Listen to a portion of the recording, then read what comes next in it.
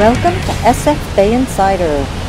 The sound you hear is the rustling of leaves in 150-year-old blue gum eucalyptus trees towering inside the Lombard Gate of the Presidio.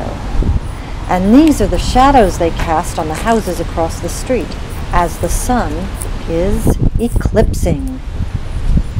Everything is eerily crescent-shaped. The time? 6:05 p.m. Sunday, May 20th, 2012. I might never see anything quite like this again. Crescent is the shape of the moment.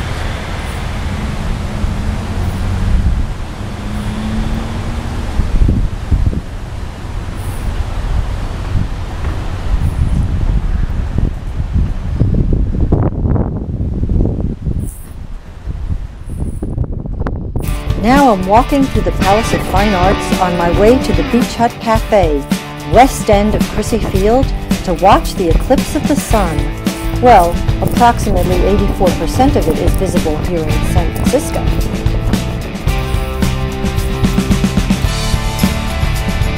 And the light right now is incredible.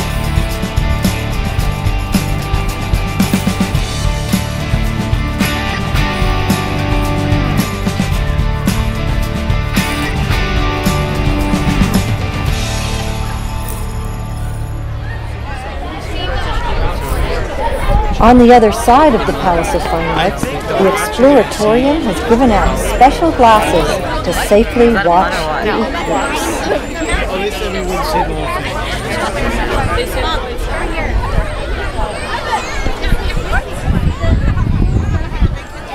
It's almost gone.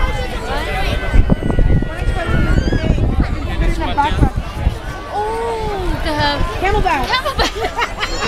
I've always wanted a camelback. It needs maybe like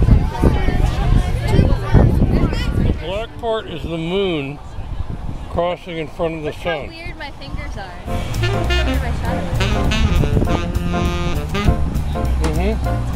It's like all right, do the crescent.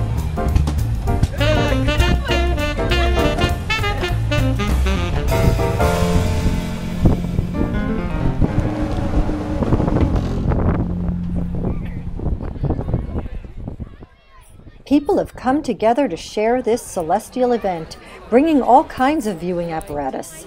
I understand that a staffer from the Exploratorium has set up a viewing device that he made himself using a flower pot.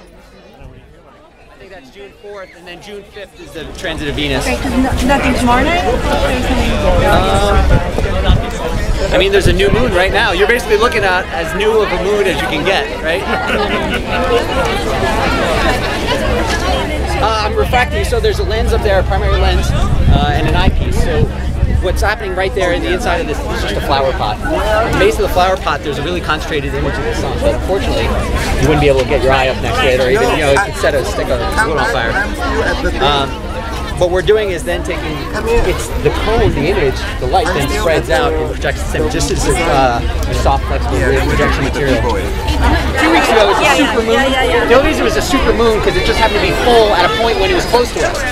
Now it happens to be farther away from us, and the sun happens to be larger than the apparent diameter. Oh, the transit of Venus is June 5th. What are we just going to see? A teeny little... You'll see something that basically... So what is that dot right there? That's a sunspot. So it shows up dark because it's cold. And it's cold because the region of the sun got trapped in a magnetic field and it basically slowed it down. And because it was on the surface of the sun, it was slowed down from this magnetic current. It was able to radiate all its heat out into space. So it's a cold spot. It's actually a depressed little cold spot. We see it as a black spot, but it's really a cold... I mean, when I say cold, I mean relatively cold compared to the surface of the sun. And the transit of Venus is what? And the transit of Venus will pass between us and the sun on June 5th. And you'll see it'll be larger than that, but not like the moon. I mean, I'd say if I had like a dime and I moved across, that'll take about an hour. Yeah, you won't be able to visually see it. You'd probably need something like this or another solar telescope. Are you going to be out here? I guess so. When? I guess June 5th. You know, I don't know if they're doing an event. I don't know if there's a specific exploratory event, but it could be during the day.